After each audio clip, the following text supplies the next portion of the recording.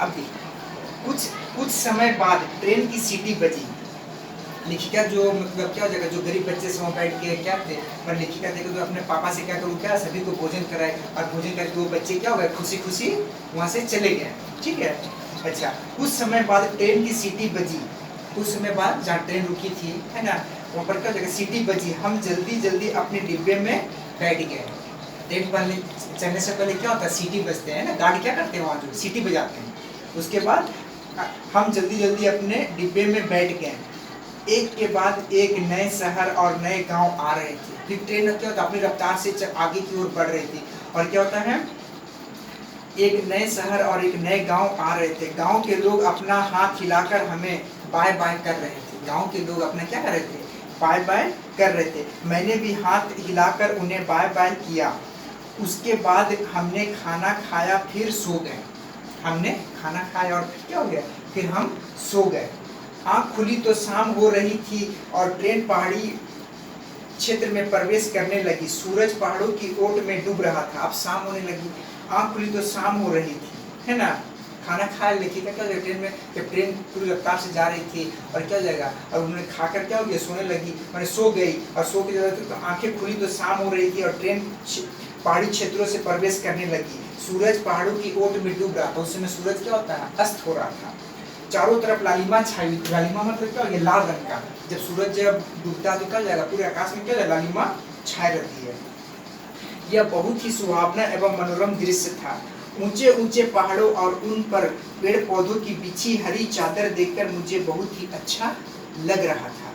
ये कहती है, वहाँ पर जो ऊंचे ऊंचे पहाड़ और पेड़ पौधे में बिछी हरी हरी चादर देख, मैं चारों तरफ हरियाली, पेड़, है ना, बड़े बड़े पहाड़ थे, ऊंचे ऊंचे पहाड़, तो उसमें पेड़ पौधे देखने से क्या होता है, लगता है कि वो चादर हरियाली बना, हरा चादर के समान वो बिछी हुई है ना, मुझे बहुत अच्छा लग रहा था। देखिएगा, वो ये देख के क्या होता है, उसे बहुत ही अच्छा सुहावना लग रहा था। रेल जब पहाड़ों से गुजर रही थी तो उसका इंजन और आगे के डिब्बे दिखाई दे रहे थे।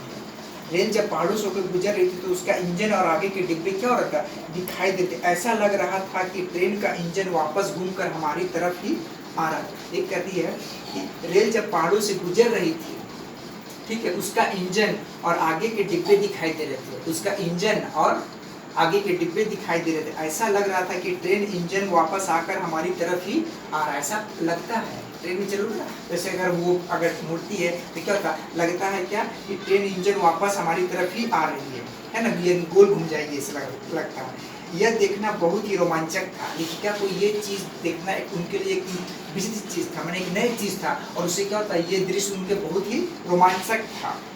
कुछ, है ना, कुछ समय बाद ट्रेन कटरा स्टेशन पर पहुंच गई, और कुछ समय बाद वो क्या हो जाएगा, कटरा यानी जम्मू कश्मीर है ना, कटरा स्टेशन पर पहुंच गई। पहले जम्मू कश्मीर में ट्रेन रुकती थी, लेकिन अब क्या हो जाएगा, माँ वैष्णो देवी के दरबार यानी वहाँ पर कटरा में जाकर वो स्टेशन में रुकती है। ठीक है। ट्रेन से उतरकर हम पहले से बुक किए होटल में पहुंचे। ट्रेन से उतरकर हम पहले से बुक किए हुए होटल में पहुंचे। अपने अपने कमरों में पहुंचकर नहाए धोए और आराम किया।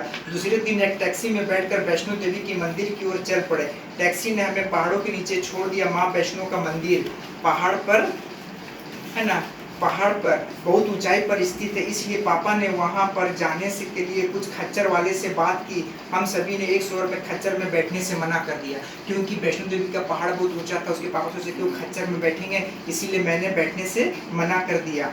हमने कहा हम पैदल ही मंदिर तक चढ़ाई पूरी करेंगे। खच्चर वाले बेचारा अपना समूह लेकर रह गया, बेचारा मतलब उसे अच्छा नहीं लगा।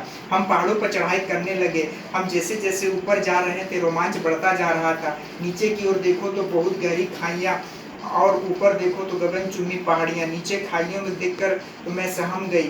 फिर समझाते हुए पापा ने मुझसे कहा कि नीचे मत देखो और चलते रहो। ऊंचे ऊंचे, जितना ऊंचा पहाड़ नीचे उतना खाई। अब मैं देख कर क्या हो गया, एकदम डर गई, है ना। तो पापा ने मुझे समझाया कि क्या हो जाएगा, नीचे मत देखो, नीचे देखने से क्या हो जाएगा, चक्कर आएगा और डर लगेगा। ठीक है।